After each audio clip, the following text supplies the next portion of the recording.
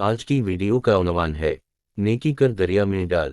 سادہ وقتوں کی بات ہے، کسی جنگل میں ایک بکری بہت بے فکری سے ادھر ادھر گھوم رہی تھی۔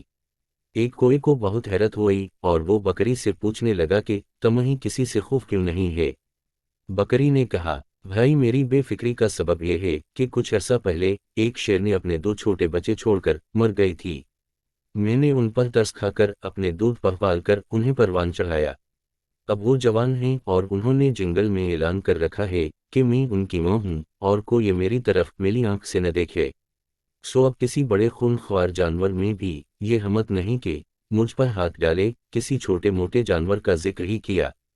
کوئی میاں کو یہ سن کر بہت رشک آیا اور اس نے سوچا، کاش مجھے بھی ایسی نیکی کرنے کا موقع ملے اور پرندوں کی دنیا میں مجھے بھی احترام حاصل ہو جائے، میں بھی ایسے عزت سے گھومتا پھروں۔ اب اس کے شب و روز ایسی کسی نیکی کے انجام دینے کی تلاش میں گزرتے۔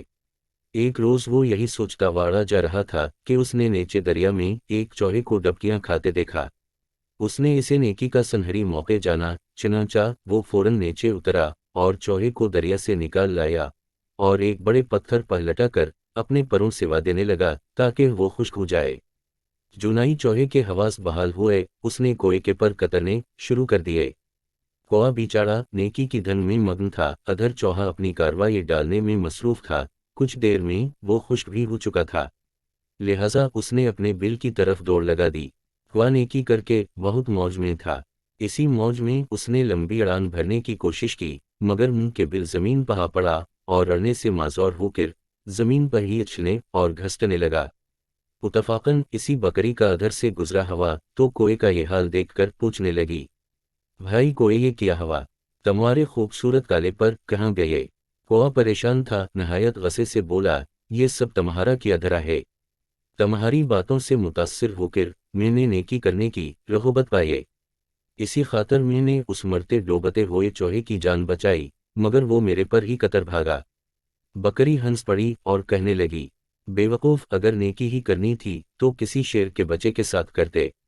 چوہے کا بچہ تو اپنا گٹیا پن ہی دکھائے گا۔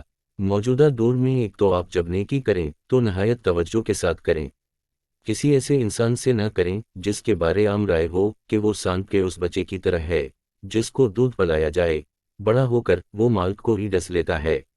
دیکھ بھال کے نیکی کرنے کا بڑا فائدہ ہوتا ہے کہ آپ آئندہ کے لیے بدگمان نہیں ہوتے۔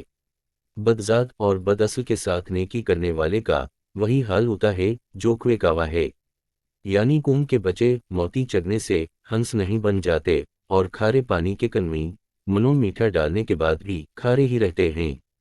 دوسرا بڑا سبق کہ اگر کوئی آپ کے ساتھ نیکی کرے تو اس کے ساتھ ایسا کوئی معاملہ نہ کریں کہ وہ بدگمان ہو اور آئندہ کسی کے ساتھ نیکی نہ کرے۔ ہمارے معاشرے میں جو مشہور ہے کہ نیکی کا زمانہ نہیں، تو اس کی وجہ وہی بد اصل، کمینے، بدذات لوگ ہیں جو اپنے ساتھ نیکی کرنے والوں کو ہی نقصان پہنچا دیتے ہیں۔ دوسری طرف ہمارا عمومی رائے بھی یہی ہے کہ جب ہم محتاج ہوتے ہیں تو دعا کرتے ہیں کوئی ہمارے ساتھ نیکی کرے، اور جب صاحب اختیار ہوتے ہیں تو کہتے ہیں نیکی کا زمانہ نہیں۔ اس رائے کو بھی چھوڑیں۔ اس کہانی کا ایک اہم پہلو یہ بھی ہے کہ نیکی بدلہ وصول کرنے کے لیے بھی نہ کریں، نیکی اللہ کی رضا کے لیے کریں۔ دائیں ہاتھ سے کریں کہ بائیں ہاتھ کو بھی خبر نہ ہو۔ نیکی کر دریا میں ڈال، اللہ بہترین اجر عنایت کرنے والا ہے۔ چھوٹی چھوٹی نیکیاں یا اپنی استطاعت کے مطابق نیکیاں کرتے رہا کریں، یہ معاشرے کا حسن ہے۔ اگر ہر انسان مطلب پرستی اور مفاد پرستی کے ساتھ چلنے لگا تو ہمارے جنازوں کو کندھا دینے والا، ہماری بخشش کی دعا کرنے والا کوئی نہیں بچے گا۔ ہم سب شاید ایک وقت اپنی قبر کے کنارے اس خوف سے جا کر بیٹھ جائیں گے کہ بعد میں کوئی دفن کرنے والا نہیں ملے گا۔